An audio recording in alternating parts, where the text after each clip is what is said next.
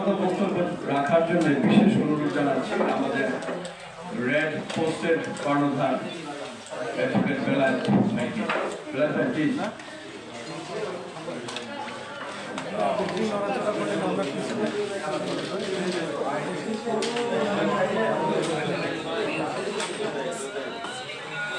Script পড়ে acting করার মানুষ, মঞ্চ থেকে উঠে আসা মানুষ।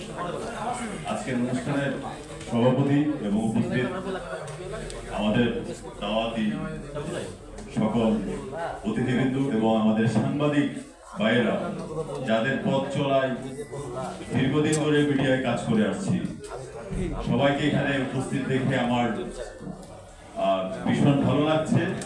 এবং সেই সাথে আমরা সবাই মিলে যাতে করে এই রিমান্ডটি, যেটি মাত্র 20 মিনিট আমরা এখানে দেখেছি, সেই ছবিটি যাতে করে 2 ঘন্টা বাংলাদেশের সিনেমা হলে অতি দ্রুত আমরা যাতে করে দেখতে পারি, সেটার জন্য আমি সবার কাছে দোয়া এবং সবার প্রত্যাশা, এবং এটার সঙ্গে যাতে করে দ্রুত এই সিনেমাটি হলে নেওয়া যায় সেই জন্য সবার সহযোগিতা কামনা করছি।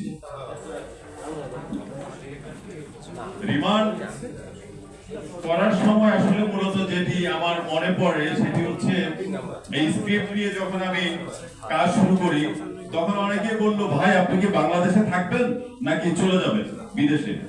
আমি বললাম কেন? বললো তাহলে এই মুভিতে কাজ করার দরকার নেই।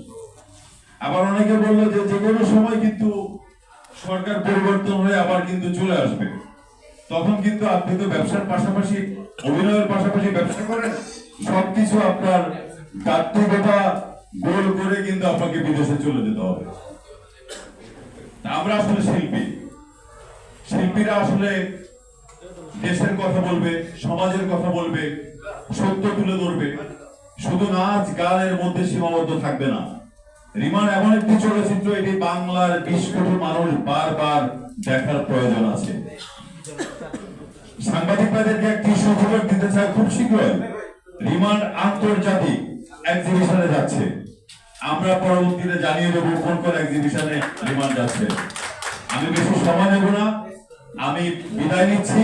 শুধু বিদায়ের আগে একটা কথাই বলবো, আপনাদের সকলের সহযোগিতা চাই যাতে করে রিমান্ড অতি শীঘ্রই, এই 20 মিনিট নয় 2 ঘন্টা রিমান্ড যাতে করে আমরা সবাই একসাথে বসে বাংলাদেশের সিনেমা হলে দেখতে পারি। থ্যাংক ইউ, ধন্যবাদ রিমান্ডের সঙ্গে থাকার জন্য। আল্লাহ হাফেজ।